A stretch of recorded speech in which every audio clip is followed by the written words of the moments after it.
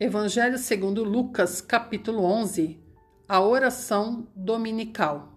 E aconteceu que, estando ele a orar num certo lugar, quando acabou, lhe disse um dos seus discípulos: Senhor, ensina-nos a orar, como também João ensinou aos seus discípulos. E ele lhes disse: Quando orardes, dizei: Pai, santificado seja o teu nome, venha o teu reino. Dá-nos cada dia o nosso pão cotidiano.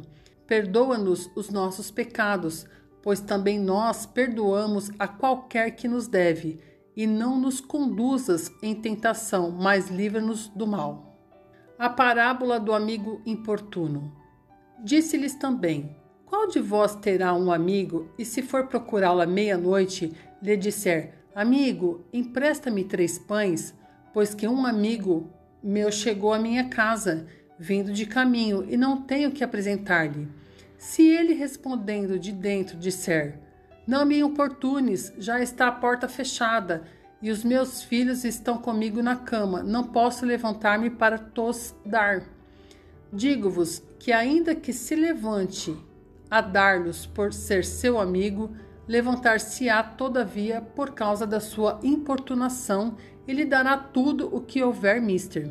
E eu vos digo a vós: pedi e dar-se-vos-á, buscai e achareis, batei e abrir-se-vos-á, porque qualquer que pede recebe, e quem busca acha, e a quem bate abrir-se-lhe-á.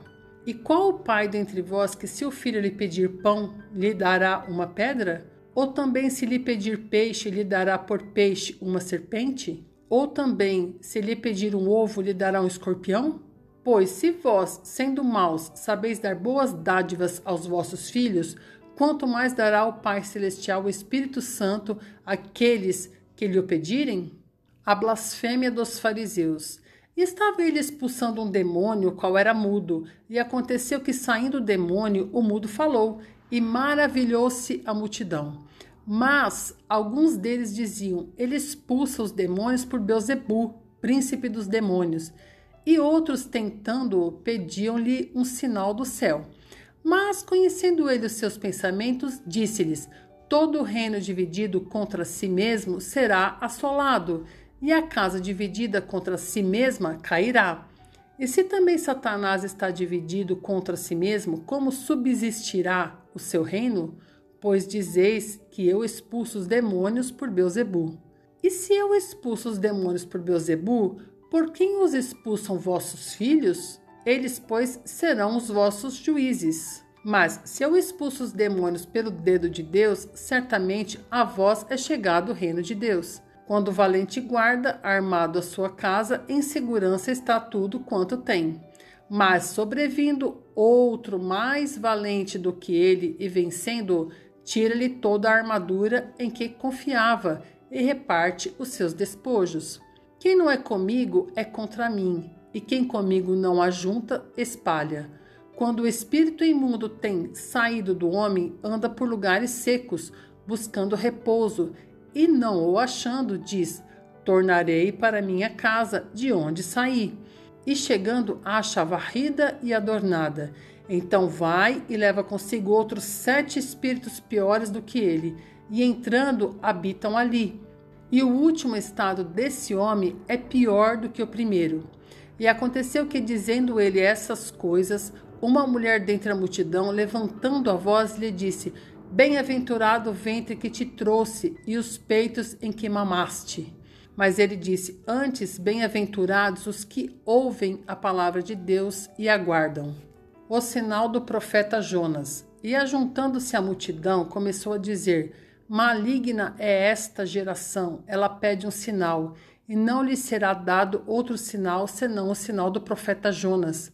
Porquanto, assim como Jonas foi sinal para os ninivitas, assim o Filho do Homem o será também para esta geração.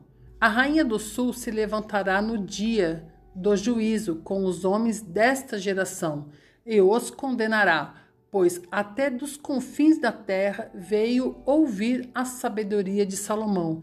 E eis aqui está quem é maior do que Salomão. Os homens de Nínive se levantarão no dia do juízo com esta geração e a condenarão, pois se converteram com a pregação de Jonas, e eis aqui está quem é maior do que Jonas. A candeia do corpo.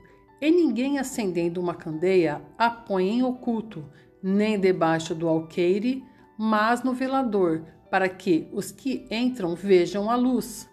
A candeia do corpo é o olho. Sendo, pois, o teu olho simples, também todo o teu corpo será luminoso, mas se for mau, também o teu corpo será tenebroso. Vê, pois, que a luz que em ti há não sejam trevas. Se, pois, todo o teu corpo é luminoso, não tendo em trevas parte alguma, todo será luminoso, como quando a candeia te alumia com o seu esplendor. Jesus censura os fariseus e os escribas. E estando ele ainda falando, rogou-lhe um fariseu que fosse jantar com ele, e entrando, assentou-se à mesa. Mas o fariseu admirou-se, vendo que se não lavara antes do jantar. E o Senhor lhe disse: agora vós, fariseus, limpais o exterior do copo e do prato, mas o vosso interior está cheio de rapina e maldade. Loucos, o que fez o exterior, não fez também o interior? Dai antes esmola do que tiverdes, e eis que tudo vos será limpo.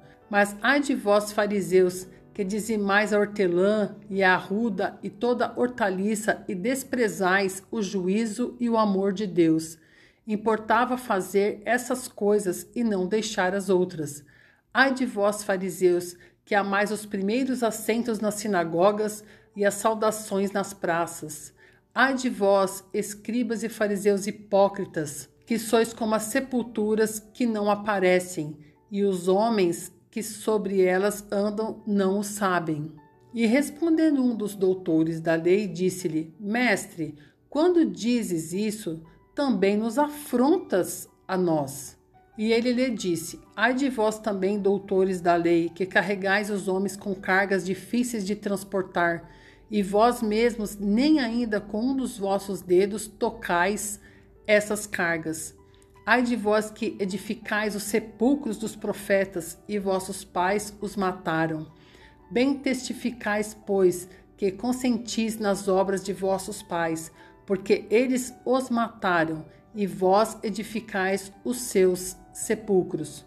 Por isso diz também a sabedoria de Deus: profetas e apóstolos lhes mandarei, e eles matarão uns e perseguirão outros, para que desta geração seja requerido o sangue de todos os profetas que desde a fundação do mundo foi derramado, desde o sangue de Abel até o sangue de Zacarias, que foi morto entre o altar e o templo. Assim vos digo, será requerido desta geração.